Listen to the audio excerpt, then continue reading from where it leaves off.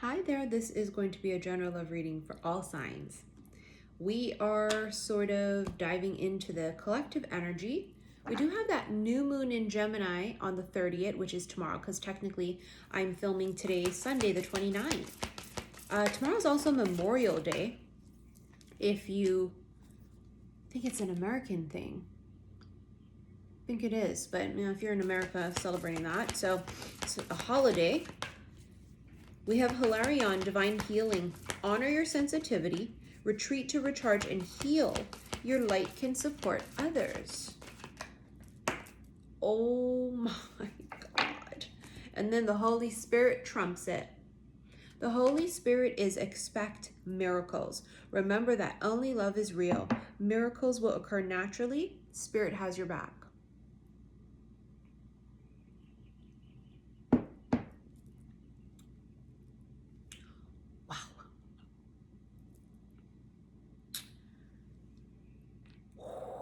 The Holy Grail. I mean, that's this Holy Spirit expect miracles card. Some of you are waiting on a miracle, or something feels super impossible, like it's going to take a miracle. It's that vibe. I mean, don't you believe in miracles? Don't you believe in magic and extraordinary? This comes through healing. See how, you know, there's this gorgeous emerald on the heart chakra here, right? And that, you know, green is the heart chakra. So there's this thing here about healing the heart chakra especially. And this opening up this gateway, this portal for fucking miracles. Very, very, very powerful energy. Collectively, we have been healing. Collectively. Warrior woman, have you answered your deepest calling? Look at her hiding behind her sword. This is the Queen of Swords. You know, pre-healing the heart, that's her hiding behind her sword. Not vulnerable, ready to fight, right? And she's war ready. Stuck in fright and flight mode. Flight and fright, however you want to say it. It's Mercury and retro, honey. Everything's ass backwards. Right? The warrior woman is used to being alone. She's used to having to fight for everything. She is not vulnerable. And she most certainly is not going to put down her fucking sword. But what does that tell us? And that means that this is not open. We don't open this for toxic, for low vibe, for dangerous, you know, for fuck faces. We don't open our heart to that. We open our heart to the things that are meant for us, for the betterment of us. We open our heart to the things that we are destined for our divinity, for our birthright. Okay. Now you have a lot of people out there. They're all self-proclaimed oracles and prophets and leaders and gods and goddesses and stuff. Honey, whew, Lord. This is not about being self-proclaimed. This is about, it's a vibration, it's a frequency. You don't crown your own motherfucking self on your head and say, I'm king, I'm queen. It's a birthright. Honey, the crazy is just getting crazier, okay? Self-discernment. When you're self-aware, there you go. It's always the ones that are not self-aware is the ones that, oh boy. She is very self-aware that she is hiding behind her sword. I don't know if you guys saw my last tattoo that I did. It's very hard to see from this angle, but if you really want to see it close up, go on my Instagram, xi_missy_xi, but it's a geisha girl. And she has her sword, and there's Japanese waves coming up. Basically, it was symbolic of my Queen of Swords softening. Becoming more soft and compassionate by the waves, by the emotions, right? And so for many of you, this was an important lesson was, yes, we had to go to fucking war. Yes, our sword was our best friend. Yes, we were our own hero. No one came to save us. We saved our fucking selves. But now the healing must happen, okay? Now we must allow this new chapter of our life. We must trust our gut, and we put our sword down when it is safe. The Queen of Swords is softening.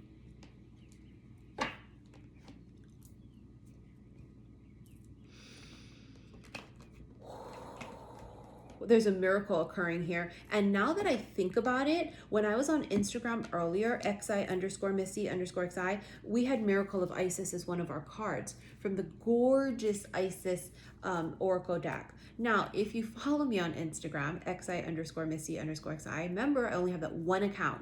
I would never reach out to you, message you, solicit you, and ask if you want a session. Those are scammers pretending to be me. Why would I have several different accounts? And people are like, do you have a second account? That makes no sense. And I'm an Aquarian, I'm logical. That makes no logical sense. Those are frauds. Please unfollow if you're following them. Don't send nobody no money. You know how to contact me for a session. If you click on that upside down triangle below, the description page comes up. All of my info is there, okay? And the only way to book a reading is by emailing me, saltwaterhealstarot@gmail.com, and I invoice you via PayPal. All of my pricing is in the description box below, okay? Don't email me saying, hey, I want a reading, what you got? Read the description box. I get too many emails for me to be going back and forth with people, okay? So, all that description box below is key for everything, hunties. Four of Swords. Bitch, shut the fuck up. Shut the fuck up. Look at the card. See, the sword has been put down. Putting the sword down. The Four of Swords is healing. Gee, it's like I'm psychic or something. The Four of Swords is alignment. It's retreating. It's resting, right? Surrender. But they're putting the sword down. Now, if you ain't done healing yet, then do your shit. This is for those of you that are coming towards the end of this road. The healing is basically almost complete. No, we're never fully healed. Right? Never fully healed, never fully awakened. But you get to a place where it no longer owns you. You get to a place where you allow the miracles to come in. Look at the star. Wishes, right? The star is Aquarius. This is a wish coming true. This is miracles. This is destiny. This is, again, another card for healing. Do you see the trend here? You see what the common denominator here is? Healing. It's healing. Ten of Wands. And strength. Someone here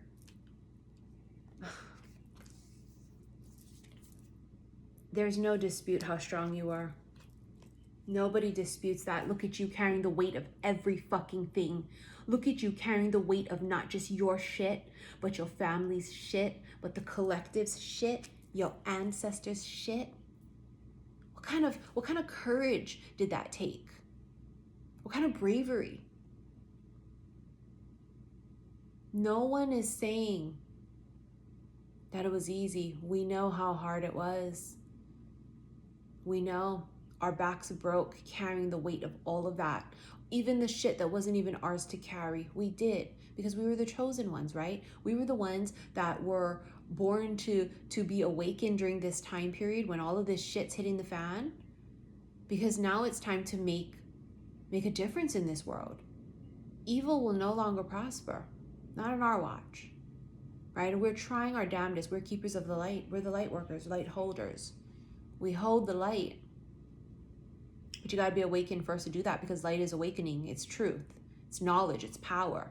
Love ain't just love and light. You carried a heavy fucking load alone. I talk about this a lot, that in this energy of this soul tribe that many of us sort of relate to, we found ourselves being alone a lot. Single parents, or just single even if you don't have children. You found yourself to not be able to really click with people. Always alone, but especially the single parents being alone. And always wondering, why the fuck is this? Why am I always alone? Why am I always having to carry the weight of the world on my own and figure it out? And there's this like weird thing that I realized for myself personally, which many of you might be able to relate to, is that I think that's been my role a lot in past lives. I think that my counterpart always had to go and fight. Whether it was wars, he always had to go and hunt, he always had to go and do some shit. I was always left back to hold down the fort, to continue running the empire, to continue raising the children, to be strong and to keep it going. Because, you know, we were queens, we were empresses, we were the pharaoh's wife, you know, whatever it was. You know, I talk about this story sometimes, you know, off and on, and I talked about it today on live that, you know, they said that Leonidas did not choose his 300 based on it being the 300 most strongest men. He didn't choose them for that. He chose the 300 men because they had the strongest wives. And basically he knew that chances were the 300 men weren't coming back.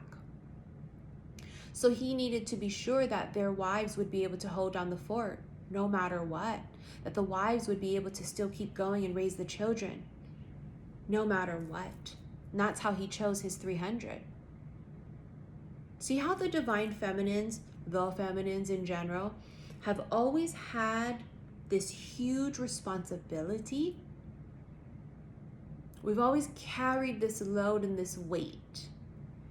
And in this lifetime, you may have found yourself being alone in this life too, carrying the weight of shit. Something tells me help is on the way. The true counterpart arrives. They come back from war. What's their war in this life? Going through this awakening? Because it's a motherfucker, ain't it? It's not easy. To go through an awakening is ridiculously difficult, the Empress. And that's what you are. The goddess, the Empress, the queen, sitting back at home, ruling, because that's what you were born to do. She doesn't fall apart and says, I can't do it because he's not here. She says, I will do what I need to do. I'm going to keep this fire going. I'm going to prepare. I'm going to awaken. I'm going to continue being the best version of myself because that's what I'm supposed to do. She sets the tone and the pace. She holds it down. Now, the Queen of Wands energy here. You've heard me say this continuously if you follow me long enough, that the Queen of Wands for me is the divine feminine in her raw power. In her raw power. She is passionate. She is creative. She is charismatic, but she's also very sexy. You're going to notice that the more that you sort of awaken, the more of the shit that you shed and all of the layers get peeled away, you look different.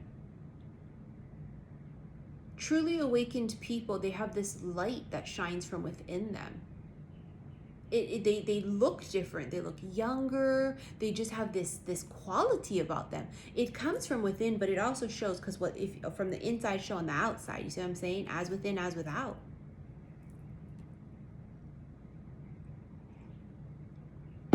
Some of you are shining like motherfuckers.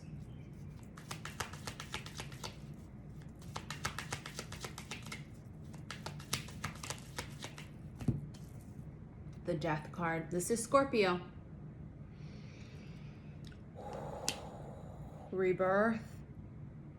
This is the Phoenix rising up. Rise up. Rise up. This is a huge metamorphosis. So there is a huge awakening that must take place. We know that. Muggles have amnesia. Right? The last reading I just did, the special love reading, was called Gods with Amnesia. That's what it is, you know? We come here unawakened because we don't remember. We start to peel back the layers, we start to go through this ascension process, and then we start to remember. Not fully 100%, but we awaken enough where we start to remember certain things and piece it together, right? We start to connect with Source. This Death card here symbolizes the end of something and now something new begins. There's a miracle that's going to come in. The universe is also going to be rearranging the pieces here. And when I say that, I mean it's because they say it's fucking time. You can just feel it, the universe going, it's time. It's time to intervene. It's time to get our hands dirty. And the Tower energy can be brutal, right? Tower energy is rearrangement, but it's brutal at first. Adjudication. There could be a lot of legal issues happening here with some. Going through court issues, whether this is divorce, child support, alimony. There's a sense here of court issues. Journey. See that? He's making his way. This is the wealthy man. The wealthy man making his way, going through the portal, going through the cocoon, right? They're on their way. And on their way meaning vibrationally. They're going through their process of ascension. Occupation. Some of them are going through huge changes in career. Some of you might meet them that way. Through work, through career. Concern. There's a masculine here, very concerned about, they're concerned about their career. And the Lovers. That new moon tomorrow is in Gemini. We're in Gemini season. The Lovers is a decision in love. Yeah, there's a lot of difficult choices that are going to be needing to be made. Do I stay or do I go? Do I stay or do I go? That's going to be a big one, isn't it? It's going to be a choice that many will have to make. Do I stay in this old life? Do I move forward in the new one? Do I stay in this old relationship? Do I move on? Thoughts. Thoughts here are, clouds. Clouds is thoughts and confusion, right? Can be indecision and misunderstandings. And there's the Tower, as I said earlier. Told you, it's like I'm fucking psychic or something. The Tower energy is that sudden change. There is going to be a lot of rearrangement. Now, the Tower is sudden endings and sudden new beginnings. So when the Tower hits, there may be extreme confusion. Tower can also mean a divorce or a shakeup or a breakup. The Moon. The Moon's been coming up nonstop. Moon is divine feminine. It's subconscious. In this, in the ethers, in the subconscious, you guys are together already. The Owl. Owl is sees through the facade. Secrets lifted, wise, very wise, and the Islands. So there's some kind of a connection here, possibly with that coastal. I keep feeling the islands thing non-stop, right? Tropical, island, but the islands also symbolize separation. Okay, these two may not have met yet. They may not have. The tornado. There's that storm brewing, and the tornado energy is definitely that Tower energy as well. It's going to rip through like a tornado, right? The tornado is a sudden, unexpected end. Something ends suddenly. And it could be a fucking relationship. The Moose, it would be a karmic relationship. The Moose is very cool, calm, and collected. Someone who's very solid, right? They don't let things really affect them. They're very independent. They're very powerful, right? Now, people talk about karmic relationships. What does that mean? It means that two souls would get together because there is a lesson there that needs to be learned amongst the two of them. When the lesson is learned, they move on. So when people refer to karmics, it's not really a karmic. It would be someone that's in a relationship with a person that they're not meant to be in a long-term relationship with, that it's a season and a reason, and once the lesson is learned, they need to move on. So sometimes what people do is they don't learn the lesson and they stay with this person they're not supposed to be with, that they're only supposed to be with for a season and a reason. Now, you could refer to the person as a karmic, right? Because it's saying like they're in this karmic relationship, and that's just sort of an abbreviated term for it, right? But really it's just two souls that are not meant to be lifetime partners together. They're not like beautiful romantic soulmates. They're karmic soulmates. It means that they come together because they had an arrangement prior to coming here that, hey, we're going to teach each other this lesson. I'm going to treat you like a piece of shit, or be abusive, or it'll be toxic and codependent, and we're going to teach each other this lesson of love, self-love, right? But again, muggles are unawakened. They have amnesia. So they don't know what the fuck's going on and what they're doing. They don't know. They forget. So we are going to do an extended here, okay? And if you guys want to rent the extended, again, click on that upside down triangle below. That very first link is going to take you to my website, saltwaterhealstarot.com. This extended will be in the special love/oracle readings, okay? Also, my Patreon link is below. If you love erotic tarot readings, I do them there, as well as some bonus ones, okay? All of my information is there. What readings I offer. The only way to get in touch with me is saltwaterhealstarot@gmail.com, and then I invoice you via PayPal. My most popular reading is the $200 emergency one. It's booked within 7 days of payment, okay? Thank you again for your likes, your shares, and your subscriptions here on YouTube. I love you guys so very much. I will see you in the extended. Love you.